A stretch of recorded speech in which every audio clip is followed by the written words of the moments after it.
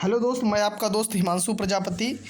Engineering drawing जो लोग CBT exam में बैठेंगे इस बार सेकेंड ईयर के इलेक्ट्रीशियन के, उनके लिए सिर्फ ये वीडियो है। ठीक है, चलिए एक क्वेश्चन की शुरुआत करते हैं। देखिए आपके सामने एक चित्र दिख रहा है, ये कह रहा है कौन सा प्रतिबल है। आपके सामने एक चित्र है, ये पूछ रहा है आपसे कौन सा प्रतिबल है। ध्यान से देख लीजिएगा, ये कौन सा प्रतिबल है। ठीक है, तो मैं बताना चाहूँगा इसका जो आंसर बनेगा, ये कौन सा प्रतिबल है, तो आपको याद होना चाहिए वो ये कौन सा है, कर्तन प्रतिबल यानी शेयर स्ट्रेस। कौन सा है, शेयर स्ट्रेस, जिसको हम लोग हिंदी में कहते हैं कर्तन प्रतिबल। क्या बोलते हैं, कर्तन प्रतिबल। ठीक है, एज इट इज़ क्वेश्चन आपको एग्जाम में हूबहू देखने को मिलेंगे। ठीक है, अगर आप आईटीआई के स्टूडेंट हो और आईटीआई की तैयारी कर रहे हो, हमारे साथ जुड़ जाइएगा, क्योंकि इम्प्लीमेबिलिटी स्किल ऑल ट्रेड का और ट्रेड थ्योरी भी क्वेश्चन करा दिए जाते हैं। ठीक है, पहली बार वीडियो देख रहे हो, चैनल को सब्सक्राइब अवश्य करें। अगला क्वेश्चन क्या कहता है, विकृति की क्या इकाई है। देखिए दोस्तों, यूनिट से क्वेश्चन बहुत ज़्यादा पूछता है, तो मैं बताना चाहूँगा विकृति की कोई यूनिट नहीं होती, नो यूनिट।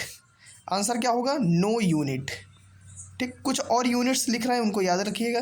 जैसे फ्रिक्शन, अगर फ्रिक्शन की यूनिट आपसे पूछी जाती है, यानी फ्रिक्शन मतलब घर्षण, अगर घर्षण बल की यूनिट पूछी जाती है, फ्रिक्शन घर्षण बल, तो जो फ्रिक्शन होता है घर्षण, ये भी यूनिट नहीं, इसका ये पूछा जाता है जो घर्षण होता है ये किसके अपोजिट लगता है, तो ये फोर्स के हमेशा अपोजिट रखता है।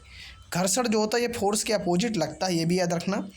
बल का मात्रक आपसे पूछा जा सकता है, बल का मात्रक, बल का ऐसा ही मात्रक याद रखिएगा, न्यूटन होता है। क्या याद रखना है, न्यूटन। बल का ऐसा ही मात्रक न्यूटन याद रखिएगा। ठीक है, मीटर दिया गया तो लंबाई का मात्रक होता है मीटर। लंबाई का अगर आपसे यूनिट पूछा जाएगा तब उस केस में आपको बताना होगा मीटर। लेकिन अगर मैं यहाँ पर विकृति की इकाई क्या है तो मैं बताना चाहूँगा, बता भी चुका हूँ कि विकृति की इकाई क्या होती है, इसकी कोई इकाई नहीं होती है, याद रखिएगा, नो यूनिट। क्या होगा, नो यूनिट। ठीक है, चलिए अगला क्वेश्चन है, प्रतीक का नाम क्या है। आपके सामने एक प्रतीक दिखाया गया है, तो इस प्रतीक को आपको बताना है, पहचानना है कि सिंबल जो है वो किस चीज़ का सिंबल है।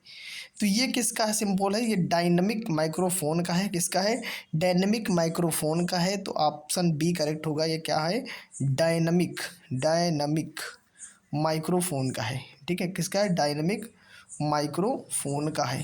ठीक है, आपसे ये भी पूछा जाएगा। देखिए मैं कुछ बना रहा हूँ, जैसे कि इस तरह दिया होगा और ये आपसे पूछा तो आप बताना इसको अर्थ क्या है, ये किसका साइन है, ये अर्थ का साइन है। ठीक है, ये सब पेपर ओरिएंटेड है, पेपर में आए हुए हैं ना। और अगर आपसे पूछा जाए कुछ इस प्रकार बना हो, ठीक है, कुछ इस प्रकार बना होता है। ठीक है, ये कौन सा स्विच है आपको ये बताना है, कुछ इस प्रकार के क्वेश्चन होते हैं। हाँ, चलिए अगला क्वेश्चन देखिए, यहाँ एमसीबी का क्वेश्चन आया हुआ है।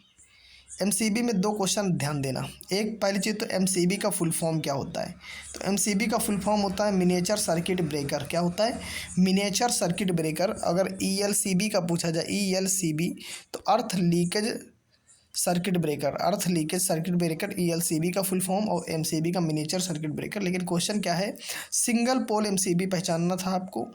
सिंगल पोल एमसीबी, तो मैं बताना चाहूँगा यहाँ पर जो सी देख रहे हैं आप, इसमें एक ही पोल आप ट्रिप देख रहे हैं, तो इसलिए इसको क्या बोलते हैं, सिंगल पोल एमसीबी। क्या बोलते हैं, सिंगल पोल एमसीबी। क्वेश्चन था सिंगल पोल एमसीबी, बता दो कौन सा है, तो इसका आंसर क्या बनेगा, सी बनेगा, सिंगल पोल एमसीबी। हाँ, अगला क्वेश्चन देखिए, इसमें से आपसे पूछा गया था अर्थ का सिंबल कौन है, मैं पीछे ही बता चुका हूँ।